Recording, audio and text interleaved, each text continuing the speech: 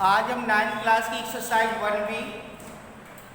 1B पढ़ाने जा रहे हैं, जिसमें से पहला सवाल है कि निम्नलिखित पूर्णांकों की योगात्मक प्रतिलोम लिखिए। निम्नलिखित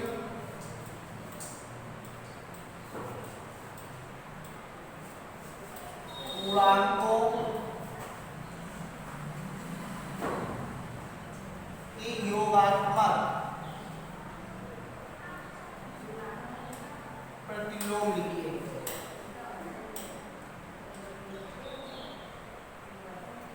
तो योगात्मक प्रतिलोम बताना है इनका, निम्नलिखित पूर्णांकों की योगात्मक प्रतिलोम। ठीक है, तो -7 का योगात्मक प्रतिलोम, -7 का योगात्मक प्रतिलोम बराबर माइनस माइनस के साथ। पहले भी हमने बताया था कि किसी भी संख्या का अगर हम योगात्मक प्रतिलोम निकालते हैं तो हमें बाहर से केवल माइनस का गुणा करना होता है। माइनस का अगर हम गुणा कर देंगे तो योगात्मक प्रतिलोम ऑटोमेटिक, चाहे माइनस को और चाहे प्लस का हो, अपने आप आ जाएगा। तो माइनस के साथ का योगात्मक प्रतिलोम, माइनस माइनस के साथ थे तो माइनस के साथ लिखे हैं अंदर ब्रैकेट में, लेकिन बाहर से हमने किसका गुणा कर दिया? माइनस का। अब माइनस का गुणा अगर इससे कराओगे तो माइनस माइनस क्या हो जाएगा? +7। तो -7 का योगात्मक प्रतिलोम हो जाएगा 7। 0 का योगात्मक प्रतिलोम, 0 का योगात्मक प्रतिलोम। कल भी हमने आपको पहले 8वां सवाल पढ़ाया था। 8वें सवाल में पूछा था कि ऐसी कौन सी संख्या है जिसका योगात्मक प्रतिलोम वही संख्या है। तो यानी कि क्या लिखा था आपने? 0। 0 ना तो ऋणात्मक है और ना ही धनात्मक है। तो 0 का योगात्मक प्रतिलोम जो है वो आपका कितना है? 0। इसके साथ ना माइनस का गुणा करना है ना प्लस का गुणा करना है। 0 का योगात्मक प्रतिलोम 0 हो जाएगा। फिर इसके बाद है 1 का योगात्मक प्रतिलोम,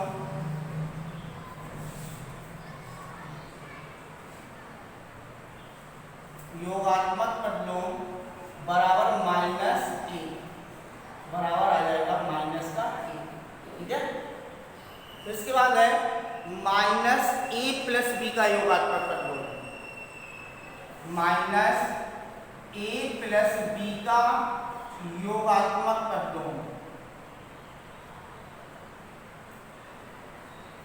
योगात्मक प्रतिलोम बराबर माइनस और ब्रैकेट में आ जाएगा -a + b बराबर माइनस माइनस का गुणा करोगे प्लस हो जाएगा, तो यहाँ पर आ जाएगा a + b। तो -a + b का योगात्मक प्रतिलोम हो जाएगा a + b। तो इस प्रकार से हमें पहले सवाल में केवल योगात्मक प्रतिलोम निकालने थे। फिर इसके बाद कह रहा है सवाल नंबर दूसरा, बहुत छोटी सी एक्सरसाइज है। दूसरे सवाल में कह रहा है कि वितरण नियम से 15 × 32 का मान ज्ञात कीजिए। देखिए, आप लोगों ने वितरण नियम पढ़ा था कि गुणा का वितरण नियम, गुणा का वितरण नियम क्या था? वितरण नियम a × b + c बराबर a × b और a × c। ये गुणा का वितरण नियम था। ठीक है, इसी वितरण नियम के आधार पर आपको वितरित करना है किसको? 15 × 32 को, 15 × 32 को। ठीक है, तो 15 × 32 एक ही जगह पे तो 15 आ जाएगा, लेकिन b + c किसको बनाना है? 32 को। तो बराबर हो जाएगा 15 × 30 + 2, 30 + 2। तो a × b + c, a × b + c। तो 15 का गुणा किससे करना है? 30 से। 15 का गुणा किससे करना है? 2 से। तो बराबर हो जाएगा 15 × 30 और प्लस 15 × 2। ठीक है, 15 × 45 और 15 दूनी 30 बराबर 480। ये आपने गुणा के वितरण के नियम के द्वारा इस सवाल को सॉल्व किया। तो इसके बाद सवाल नंबर है तीसरा। तीसरे में कह रहा है कि धन पूर्णांकों का एक उदाहरण सहित दिखाइए कि योग की सक्रिया पर योग का वितरण नियम असत्य है। योग का वितरण नियम असत्य है।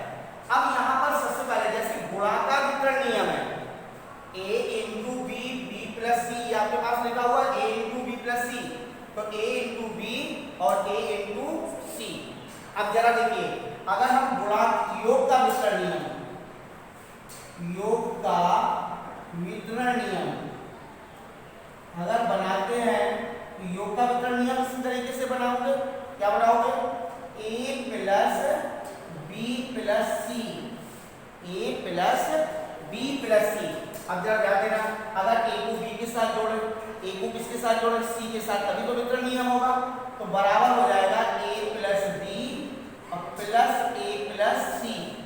तो ये नियम आपका क्या हो जाएगा, असत्य हो जाएगा, क्योंकि a के साथ b को जोड़ रहे हैं, a के साथ c को जोड़ रहे हैं, और जब दोनों के साथ जोड़ेंगे तो यहाँ पर संख्या का मान क्या हो जाएगा, बढ़ जाएगा।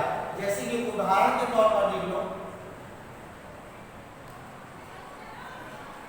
अगर हम उदाहरण के तौर पर लें तो 5 प्लस 6 प्लस 7, 5 प्लस 6 प्लस 7, तो यहाँ पर आ जाएगा 5 प्लस 6 और प्लस 5 प्लस 7, ऐसे आएगा।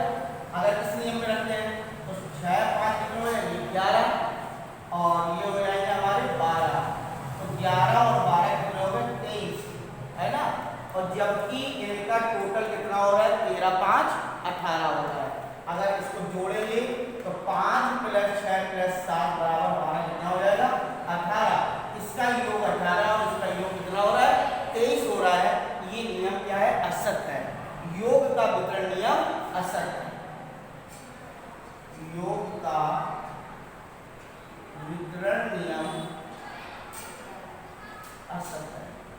सत्य सत्य क्या है, योग का है गुणा का वितरण नियम, क्या है, गुणा का वितरण नियम, वो सत्य है, लेकिन योग का वितरण नियम ये आपका असत्य है। तो इस प्रकार से हमें योग के वितरण नियम को असत्य कैसे है उसको दिखाना है, वितरण करके बताना है, उदाहरण देके बताना है, तब आपको बताना है कि योग का वितरण नियम असत्य है।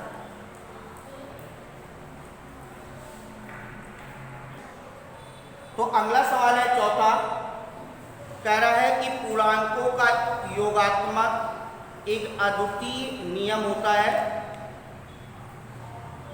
दिखाइए कि पूर्णांकों में योगात्मक नियम अद्वितीय होता है।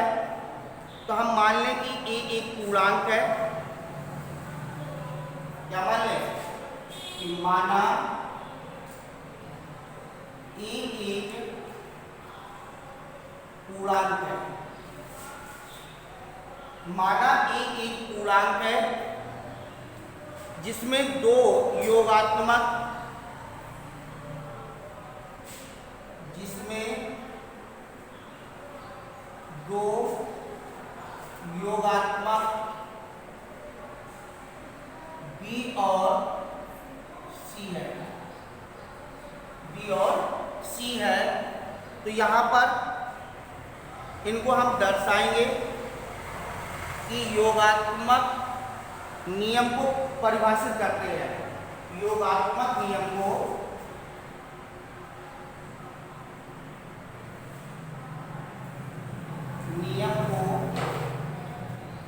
परिभाषित करते हैं। तो यहाँ पर हो जाएगा, मान लें कि a प्लस बी बराबर 0 तथा b प्लस सी बराबर 0। a प्लस बी बराबर 0 या a प्लस सी बराबर 0, a प्लस सी बराबर 0।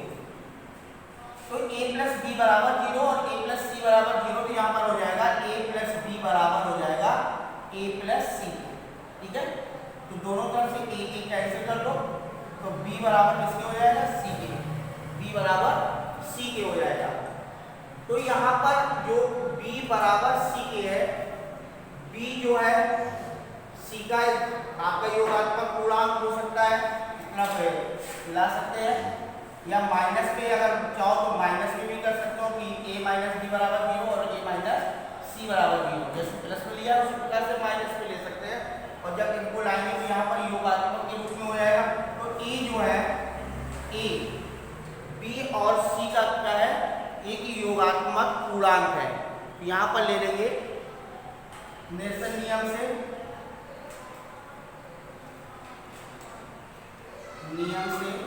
तो यहाँ पर a एक योगात्मक पूर्णांक है।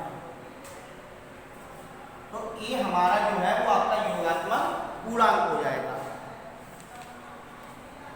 इसी प्रकार से अगला सवाल 5वां कह रहा है निम्नलिखित संख्याओं में से धन पूर्णांकों को छांटिए।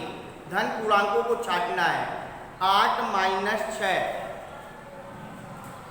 आपका 5वां सवाल है। धन पूर्णांकों को छांटिए। नंबर 1 8 माइनस 6 बराबर आपका कितना बचेगा, 2 बचेगा। तो 2 क्या है, एक धनात्मक संख्या है, धन पूर्णांक है, धन पूर्णांक है। नंबर 2 2 माइनस 5, 2 माइनस 5 किस प्रकार का पूर्णांक है, क्योंकि 5 में से 2 जाएंगे माइनस के 3 बचेंगे। तो ये आपका ऋण पूर्णांक है, तो यानी कि धन पूर्णांक नहीं है, धन पूर्णांक नहीं है। नंबर 3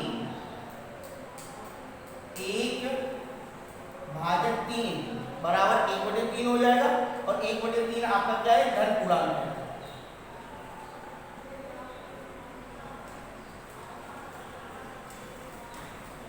नंबर 4 -3 इंटू -4 बराबर माइनस माइनस प्लस हो जाएगा, कितना आ जाएगा 12। तो यहाँ पर प्लस की 12 है, ये भी आपका धन पूर्णांक है। 5वां नंबर 8 भाजक 2 ये भी आपका धन पूर्णांक है। और 6वां नंबर है -5 इंटू 3 धन पूर्णांक नहीं है, क्योंकि माइनस प्लस माइनस हो जाएगा। तो ये आपका ऋण पूर्णांक है, धन पूर्णांक नहीं है। और 7वां नंबर है 3 इंटू 5, 3 इंटू 5 बराबर प्लस के कितने आ जाएंगे, 15। ये भी आपका धन पूर्णांक है। तो यहाँ पर पहला धन पूर्णांक, दूसरा नहीं है, तीसरा धन पूर्णांक, चौथा धन पूर्णांक है, 5वां भी धन पूर्णांक है, 6वां धन पूर्णांक नहीं है, और 7वां भी धन पूर्णांक है। तो यहाँ पर धन पूर्णांक बताने हैं। और ये आपकी एक्सरसाइज यही से समाप्त होती है। इसके बाद अगली एक्सरसाइज आपकी जो है वो 1C, और 1C एक्सरसाइज जो है वो आपकी कल से प्रारंभ की जाएगी। इसको आप कल से देखिएगा।